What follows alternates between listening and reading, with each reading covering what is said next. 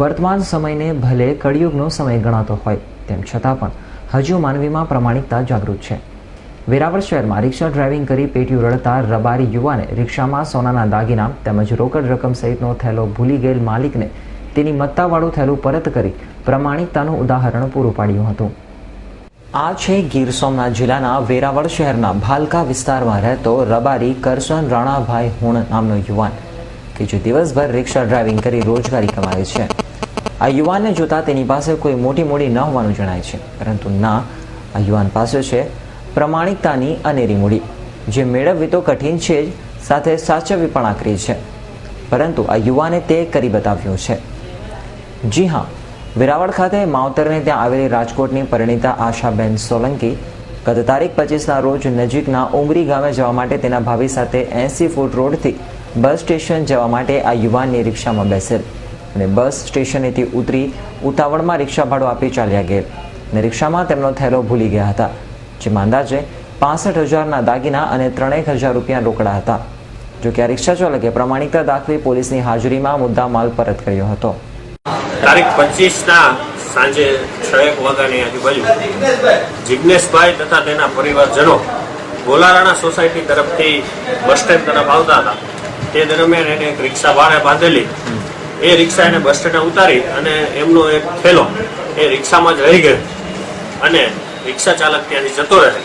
ત્યારબાદ એ રિક્ષા ચાલકની તપાસ કરતા પણ એ થેલો મળી આવેલ નહીં। ત્યારબાદ એ પોલીસ સ્ટેશને આવી અને અમોને જાણ કરતા અમો તથા અમારા સ્ટાફના બધા માણસો આ રિક્ષા ચાલકને શોધખોળમાં ત્યાંની આજુબાજુના સીસીટીવી ફૂટેજ ઉપરથી તપાસ કરતા દિવસ 1 દરમિયાન આજ રોજ સવારે એ રિક્ષા ચાલક અમને મળી આવતા અમે આ રિક્ષા ચાલકને અહીં પોલીસ સ્ટેશન લાવી અને રૂબરૂ જે આ લોકો જેનો થેલો ગુમ થયો હતો એ લોકોને અહીં બોલાવી અને તેની તપાસ કરતા રિક્ષા ચાલકે એમના ઘરે સહી સલામત આ થેલો પોતે રાખેલ અને આ થેલો જે તે પરિસ્થિતિમાં હતો એ જે ફરિયાદી જેનો થેલો ગુમ થયેલ છે એને બતાવી પોતાની વસ્તુ જેવી પરિસ્થિતિમાં છે એવી જ એમને આપેલી, કોઈ પણ જાતનો એમાં ફેરફાર છે નહીં।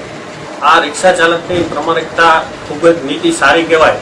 સમાજમાં આ દરેક રિક્ષાવાળામાં આ મેસેજ જાય એટલા માટે જ આ આપણે મીડિયામાં પ્રકાશિત કરવામાં આવ્યું છે કે કોઈ પણ આવી રીતે અજાયણી વસ્તુ મળે અથવા કોઈ બેગ મળી આવે જેમાં કિંમતી હોય તો પણ ઠીક છે, અને કોઈ બોમ્બ કે એવી કોઈ વસ્તુ હોય તો પણ તાત્કાલિક પોલીસને જાણ કરવી, જેથી કરી અને પોલીસ એની ઉપર પગલાં લઈ શકે અને સમાજમાં આવા નીતિમત્તાવાળા ધોરણ ઊંચું આવે એ માટે આવા રિક્ષાવાળા એ એક સમાજમાં દાખલારૂપ। અંદાજે 60,000 થી 65,000નો દાગીનો હતો ને 2,000 થી 3,000 રૂપિયા રોકડ હતા। એ બધું અમને રિક્ષા ચાલકે સહી સલામત પાછું આપેલ છે।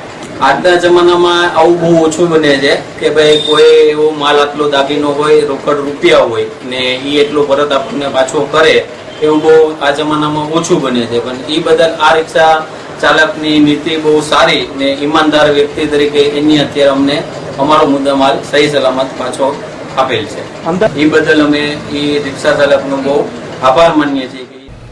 વેરાવળના રિક્ષા ચાલકની ઈમાનદારીથી થેલો ગુમ થનાર પરિવાર ખુશ થયો છે અને પ્રામાણિકતાને બિરદાવી હતી, તો બીજી તરફ રિક્ષા ચાલકે પણ નીતિમત્તાથી અને ઈમાનદારીથી કમાણી કરવાની ખુમારી મીડિયા સમક્ષ દર્શાવી હતી।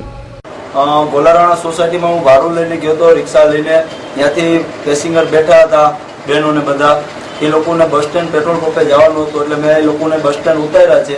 એમાં ઠેલો રહી ગયો છે, ઠેલોને એક પર્સ હતું એમાં રહી ગયો છે। એ લોકોએ ચાલુ રિક્ષામાં ભાડું દઈ એ લોકો રિક્ષા રોકે એટલે ગાયકા ઉતરી એ લોકો નીકળી ગયા છે અને મને ખ્યાલ નહોતો કે પાછળ ઠેલો ને પર્સ પડ્યું છે એટલે હું નીકળી ગયો। હું ડાયરેક્ટ આવેથી મારા પેસેન્જર ભરીને હું મારા ધંધા ઉપર કરતો તો મને પેસેન્જરે કીધું કે આમાં ઠેલો કોનો છે, એટલે મેં કીધું ઠેલો પેસેન્જર સોમનાથથી બેઠા હતા એનો હોય કાં તો વેરાળવાળાનો હોય, એ કંઈ ખ્યાલ નથી મને। તો એ મેં તપાસ કરી છે, ઘણી તપાસ કરતે કરતે મને કોઈ મળ્યું નહીં એટલે પોલીસ સ્ટેશનમાં પાછો મેં જમા કરાવવા આવ્યો।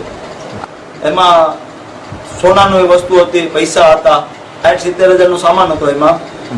એટલે ઉપર એ કહી દેવાનું કે આપણે ઈમાનદારી કે આપણા મા બાપે મજૂરી કરીને ખાય છે એ જ રીતના આપણે મજૂરી કરીને ખાવું છે, આપણે કોઈનું હરામનું લેવું નથી ને આપણે નીતિથી ધંધો કરવો છે। ભલે 2 પૈસા ઓછા મળે તો 2 પૈસા ઓછેથી આપણે રોજી ખાવું। રિક્ષા ચાલક કરશન રબારીની પ્રામાણિકતાથી પોલીસ વિભાગ પણ પ્રભાવિત થયું છે અને આ યુવાને અન્ય રિક્ષા ચાલકોને માટે પણ પ્રેરણાદાયક ઉદાહરણ પૂરું પાડ્યું છે.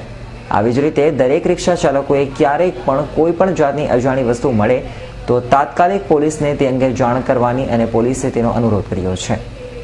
Rakesh Pardava, S9 news, Gir Somnath.